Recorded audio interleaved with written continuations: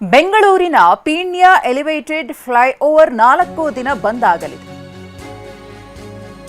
May 5ರಿಂದ May 8ರವರೆಗೆ Peenya flyover ಬಂದ್ ಆಗಲಿದೆ.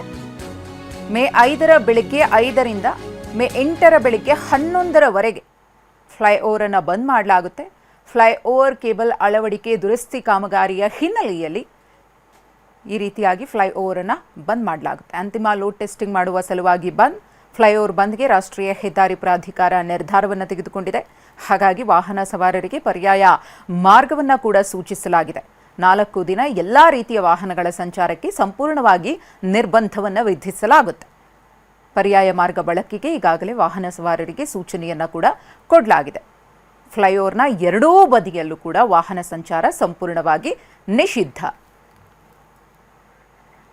ಬೆಂಗಳೂರಿನ ಪೀಣ್ಯ ಎಲಿವೇಟೆಡ್ ಫ್ಲೈಓವರ್ 4 ದಿನ ಬಂದ್ ಆಗಲಿದೆ. ಮೇ 5ರಿಂದ ಮೇ 8ರವರೆಗೆ ಪೀಣ್ಯ ಫ್ಲೈಓವರ್ ಬಂದ್ ಆಗಲಿದೆ.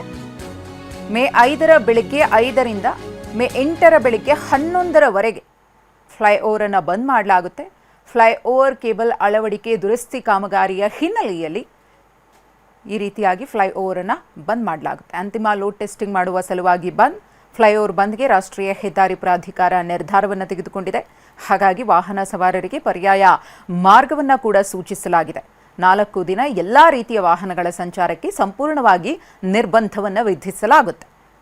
ಪರ್ಯಾಯ ಮಾರ್ಗ ಬಳಕೆಗೆ ಈಗಾಗಲೇ ವಾಹನ ಸವಾರರಿಗೆ ಸೂಚನೆಯನ್ನು ಕೂಡ ಕೊಡಲಾಗಿದೆ. ಫ್ಲೈಓವರ್ನ ಎರಡೂ ಬದಿಯಲ್ಲೂ ಕೂಡ ವಾಹನ ಸಂಚಾರ ಸಂಪೂರ್ಣವಾಗಿ ನಿಷಿದ್ಧ.